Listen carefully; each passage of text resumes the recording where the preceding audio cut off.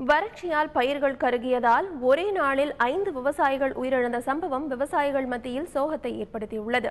நாகை மாவட்டம் பிரதாராமபுரத்தை சேர்ந்த பக்கிரிசாமி என்பவர் தனது 3 ஏக்கர் நெற்பயிர்கள் தண்ணீரின்றி கருகியதால் வயலிலேயே மயங்கி விழுந்து உயிரிழந்தார். இதேபோல் திருமருகல் கிராமத்தை சேர்ந்த கண்ணன் என்பவர் தனது 2 ஏக்கர் பயிர்கள் கருகியதால் மாரடைப்பு ஏற்பட்டு உயிரிழந்தார். இதனையடுத்து நாகை மாவட்டத்தில் மட்டும் உயிரிழந்த விவசாயிகளின் எண்ணிக்கை 23ஆக அதிகரித்துள்ளது. திருவாரூர் மாவட்டம் வடுகக்குடி கிராமத்தை சேர்ந்த வெங்கடாச்சலம் என்ற விவசாயி கூட்டுறவு வங்கியில் கடன் பெற்று தனது 7 ஏக்கர் நிலத்தில் சம்பா பயிரிட்டிருந்தார். இந்நிலையில் வறட்சியால் பயிர்கள் கருகியதை அடுத்து மனமுடைந்த வெங்கடாச்சலம் மாரடைப்பு ஏற்பட்டு உயிரிழந்தார்.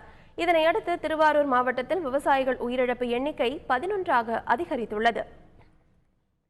அரியலூர் மாவட்டம் சேனாபதியில் பாசனத்திற்கு நீராதாரம் இல்லாமல் விவசாயம் செய்ய முடியாமல் தவித்து வந்த ராமையன் என்ற விவசாயி வயலிலேயே மயங்கி விழுந்து உயிரிழந்த சம்பவம் அதிர்ச்சியை ஏற்படுத்தியுள்ளது.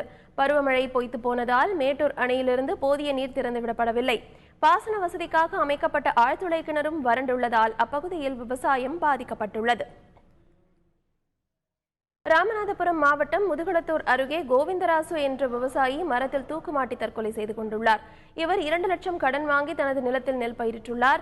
பருவமழை பொய்த்து பயிர்கள் கருகி போனதாலும் கடன் கொடுத்தவர்கள் தொல்லை கொடுத்ததாலும் அவர் இந்த முடிவை எடுத்ததாக கூறப்படுகிறது.